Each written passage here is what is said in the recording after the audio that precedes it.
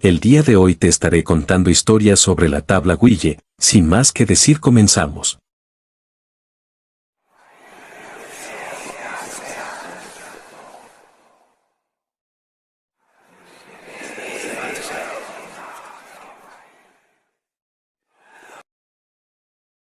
Nunca creí en la Ouija. Para mí era solo un juego viejo, algo que la gente usaba para asustarse entre risas nerviosas. Siempre había sido la escéptica del grupo, la que apagaba las velas y decía, ya, no pasa nada. Por eso acepté jugar aquella noche. Pensé que no podía salir mal. Éramos 5, Sofía, Iván, Mateo, Clara y yo. Teníamos 17 años y esa mezcla peligrosa de curiosidad y aburrimiento. La tabla la llevó Iván, diciendo que era de su primo, que la había encontrado en un mercado de cosas usadas. Era de madera vieja, con letras desgastadas y un puntero frío, casi incómodo al tacto. Recuerdo que al tocarlo sentí un pequeño escalofrío, pero lo ignoré. Jugamos en la casa de Sofía, una noche sin luna. Cerramos las cortinas, apagamos las luces y encendimos 3 velas. El ambiente cambió. No sabría explicarlo, pero el aire se volvió pesado, como si alguien más hubiera entrado a la habitación sin abrir la puerta. ¿Hay alguien aquí?,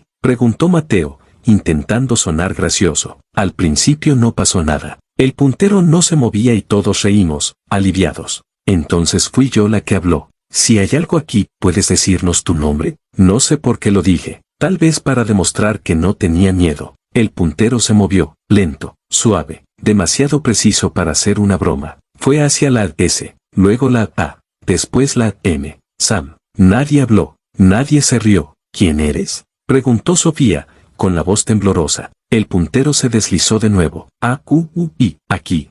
Fue en ese momento cuando sentí algo detrás de mí, no un sonido, no un toque, una presencia, como si alguien estuviera muy cerca, respirándome en la nuca. Quise voltear, pero mi cuerpo no respondió. Seguimos preguntando cosas, cada vez más nerviosos. El espíritu respondía con frases cortas, inconexas. Hasta que Iván hizo la peor pregunta posible. ¿Quieres llevarte a alguien? El puntero se movió con violencia, giró en círculos, chocó contra las letras, y finalmente se detuvo. Sí, las velas parpadearon al mismo tiempo. Sentí un dolor agudo en la cabeza, como si algo se hubiera abierto dentro de mí. Grité y solté el puntero. Todo terminó en caos. Clara lloraba, Mateo apagó las velas, Sofía gritaba que dijéramos adiós, pero ya era tarde. El puntero cayó al suelo y la tabla quedó en silencio. Pensamos que solo había sido sugestión. Eso es lo que nos repetimos para poder dormir esa noche. Yo fui la primera en notar que algo había cambiado. Al día siguiente, al despertar, vi a una mujer sentada en la esquina de mi cuarto. Estaba pálida, con el cabello cubriéndole el rostro. No se movía, no respiraba. Parpadeé varias veces, convencida de que era un sueño. Cuando volví a mirar, seguía ahí. Grité. Mis padres entraron corriendo, pero para ellos no había nada. Para mí, ella se levantó y caminó hacia la pared, atravesándola. Desde ese día, empecé a verlos. Sombras al principio, reflejos donde no debía haber nadie, figuras en los espejos que no imitaban mis movimientos. Pensé que estaba perdiendo la cordura. Fui al médico, al psicólogo. Me dijeron que era estrés, ansiedad, imaginación. Pero yo sabía la verdad. Los espíritus comenzaron a aparecer cada vez con más claridad. Ancianos parados junto a la carretera, niños que me miraban desde las esquinas, personas sentadas en el transporte público, con los ojos vacíos, que desaparecían cuando alguien se sentaba en su lugar. No todos eran malos, algunos solo observaban, otros parecían perdidos, pero había otros que me miraban como si supieran que yo podía verlos. Y eso era lo peor. Mis amigos también cambiaron, pero no como yo. Sofía decía escuchar voces al dormir. Iván tenía pesadillas constantes. Mateo se negaba a hablar de esa noche. Clara se mudó de ciudad. Yo me quedé. Con el tiempo aprendí a convivir con ellos, a no mirarlos directamente, a no responder cuando me hablan en susurros. Porque sí, algunos hablan, dicen mi nombre, me piden ayuda, me piden que lo siga. Nunca lo hago. Hoy tengo 26 años. Trabajo, estudio, tengo una vida aparentemente normal. La gente me ve y no imagina que, mientras camino por la calle, veo espíritus parados en los semáforos, apoyados en las paredes, flotando donde ocurrió una tragedia. A veces me pregunto si esa noche la Ouija no me eligió. Si al preguntar, al no tener miedo, Habría algo dentro de mí que nunca se cerró. No estoy poseída, no estoy muerta, pero tampoco soy como los demás. Puedo ver el otro lado, y sé que ellos también me ven. Algunos me sonríen, otros me observan con odio, y hay unos pocos que aún esperan que vuelva a poner mis manos sobre una tabla para terminar lo que empezamos. Pero eso nunca pasará, porque aprendí algo muy importante desde aquella noche. No todos los espíritus quieren comunicarse. Algunos solo estaban esperando que alguien pudiera verlos. Y ahora, por desgracia, yo soy esa persona.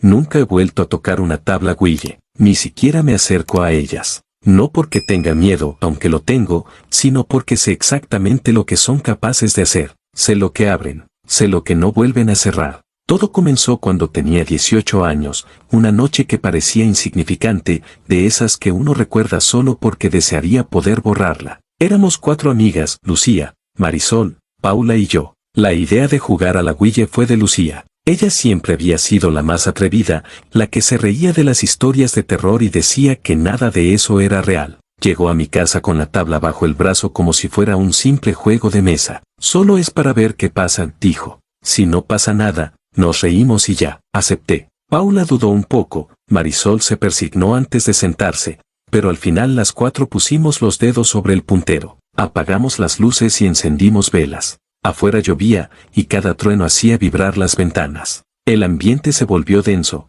pesado, como si el aire se hubiera espesado. ¿Hay alguien aquí?, preguntó Lucía. Nada, silencio. Entonces sentí el primer escalofrío, un frío que no venía del cuerpo, sino de algo más profundo, como si alguien me hubiera rozado por dentro. No pasa nada, dijo Paula nerviosa. Esto es una tontería. Y justo cuando iba a retirar los dedos, el puntero se movió. No fue lento, no fue suave. Se deslizó con decisión, como si supiera exactamente a dónde iba. No lo empujen, susurré. No lo está empujando nadie. El puntero comenzó a formar palabras, incoherentes al principio, letras sueltas, hasta que Lucía preguntó, ¿cómo te llamas? El puntero se detuvo. L-U-Z, Luz. Marisol soltó un pequeño grito. Paula empezó a llorar en silencio. ¿Eres buena o mala?, pregunté, sin saber por qué. El puntero giró lentamente hacia el no. Las velas parpadearon al mismo tiempo. La temperatura bajó de golpe. Escuché un golpe seco en la pared,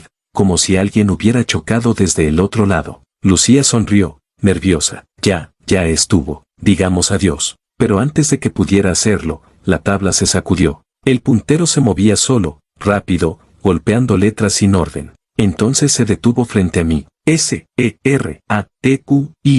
Será tuya. Sentí un dolor insoportable en la cabeza y grité. Instintivamente retiré las manos. Las demás hicieron lo mismo. La vela frente a Lucía se apagó sola. Di adiós, gritó Marisol. Lucía lo dijo. Lo recuerdo claramente. Dijo adiós, con voz temblorosa. Pero nada pasó. La tabla quedó en silencio. Pensamos que todo había terminado. Nos equivocamos. Esa misma noche, Lucía empezó a comportarse extraño. Decía que escuchaba pasos en su habitación, que alguien se sentaba en su cama. Se reía al contarlo, pero sus ojos estaban apagados, vacíos. 2 días después, me llamó llorando. Hay alguien conmigo, me dijo. Siempre está detrás de mí. No lo veo, pero sé que está ahí. Quise ir a su casa, pero colgó. Nunca contestó de nuevo. Al día siguiente, encontraron a Lucía muerta en su habitación. Oficialmente, dijeron que había sido un suicidio, que se había colgado. Pero yo vi su cuerpo en el funeral. Vi las marcas en su cuello. Vi su expresión.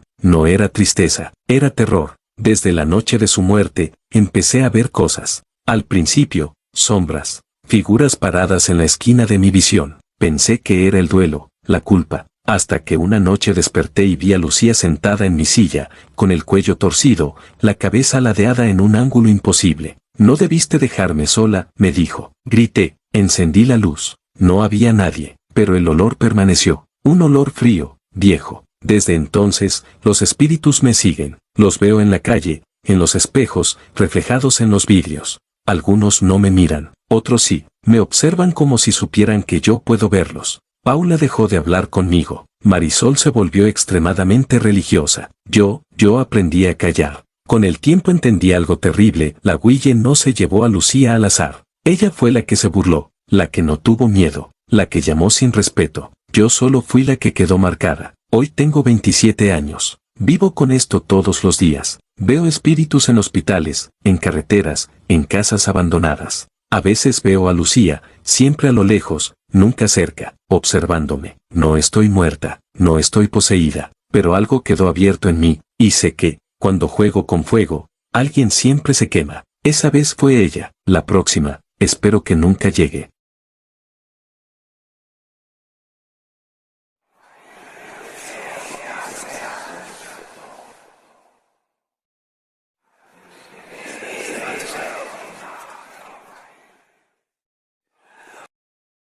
Si alguien me hubiera dicho que una tabla de cartón iba a cambiar mi vida para siempre, me habría reído. Yo no creía en espíritus, ni en maldiciones, ni en energías. Creía en lo que podía tocar, en lo visible, en lo lógico. Por eso fui yo quien aceptó jugar primero. Éramos 3 amigas inseparables desde la secundaria, Elena, Rebeca y yo. La Guille apareció una tarde cualquiera, cuando Elena la encontró en el cuarto de su hermana mayor, guardada detrás de una pila de ropa vieja. Estaba amarillenta, con letras gastadas y una mancha oscura en una esquina que nadie supo explicar. Dicen que si no tienes miedo, no pasa nada, dije yo, intentando sonar segura. Rebeca no estaba convencida. Tenía esa intuición extraña que siempre la hacía dudar antes de hacer algo peligroso. Elena, en cambio, estaba emocionada. Le brillaban los ojos como a una niña. Jugamos esa misma noche, en la sala de su casa. Cerramos puertas y ventanas. Apagamos las luces. Solo dejamos una lámpara pequeña encendida. No rezamos. No pedimos protección. No sabíamos lo que eso significaba. Pusimos los dedos sobre el puntero. ¿Hay alguien aquí?, pregunté. Nada. ¿Hay algo que quiera hablar con nosotras?, insistió Elena. El puntero se movió apenas 1 centímetro. Pensé que era mi mano. Me reí. Entonces volvió a moverse. Esta vez no dudé. No lo estaba empujando. Formó una palabra corta. M-I-R-A. Mira. Sentí un nudo en el estómago. ¿Mirar qué?, preguntó Rebeca. El puntero se desplazó con lentitud hasta el centro de la tabla. A-T-R-A-T-C. No quise voltear. Ninguna de las 3 lo hizo. El silencio se volvió insoportable. Podía escuchar mi propio corazón golpeando en mis oídos. Ya estuvo, dije. Digamos adiós. Pero Elena no me dejó. Espera, susurró. ¿Quién eres? El puntero se movió con fuerza, casi arrancándose de nuestros dedos. N-O-S-O-I-S-O-L-O. No soy solo. La lámpara parpadeó. Escuchamos un golpe seco en el pasillo, como si alguien hubiera dejado caer algo pesado. Rebeca empezó a llorar. Por favor, adiós, dije con voz temblorosa. El puntero se deslizó lentamente hacia la palabra no. Ahí supe que habíamos cometido un error. Esa noche no dormí. Sentía que alguien estaba en mi cuarto, parado junto a la puerta. No lo veía, pero lo sentía. El aire estaba frío, espeso. Cuando amaneció, pensé que todo había sido producto del miedo. Elena fue la primera en cambiar. Al día siguiente me escribió diciendo que escuchaba susurros cuando estaba sola, que algo la observaba desde los espejos. Se reía al contarlo, pero sus mensajes eran cada vez más erráticos. Rebeca, en cambio, dejó de responder. Dijo que no quería volver a hablar del tema. Una semana después, Elena empezó a decir que soñaba con una figura alta, sin rostro, que la llamaba por su nombre, que le prometía que ya no estaría sola. Intenté convencerla de que buscara ayuda. Se molestó. Tú no lo ves, me dijo, pero yo sí. El día que murió, yo estaba en clase. Me llamaron del hospital. Dijeron que Elena había caído desde la ESATI de su edificio. Accidente, dijeron. Pero yo sabía que no subía ahí. Le tenía miedo a las alturas. En el funeral, mientras todos lloraban, yo la vi. Estaba de pie junto a su ataúd. No era exactamente ella. Sus ojos estaban hundidos. Su piel pálida, casi translúcida. Cuando nuestras miradas se cruzaron, supe que podía verme. No quiso irse sola, me susurró. Ahora ya no lo estoy. Desde ese día, los espíritus empezaron a aparecer. Al principio solo la veía a ella, luego a otros. Personas paradas en esquinas que desaparecían al parpadear. Rostros reflejados en ventanas cuando yo caminaba sola. Sombras que no coincidían con ningún cuerpo. Rebeca me llamó meses después. Estaba aterrada. Dijo que algo la seguía, que sentía una presión constante en el pecho. 2 días después, se mudó. Nunca volvimos a hablar. Yo me quedé con esto. Con los años aprendí que hay lugares donde se acumulan más: hospitales, puentes, casas viejas. Y también aprendí algo peor: algunos espíritus no saben que están muertos. Otros sí, y están enojados. Hoy tengo 29 años. Vivo aparentando normalidad.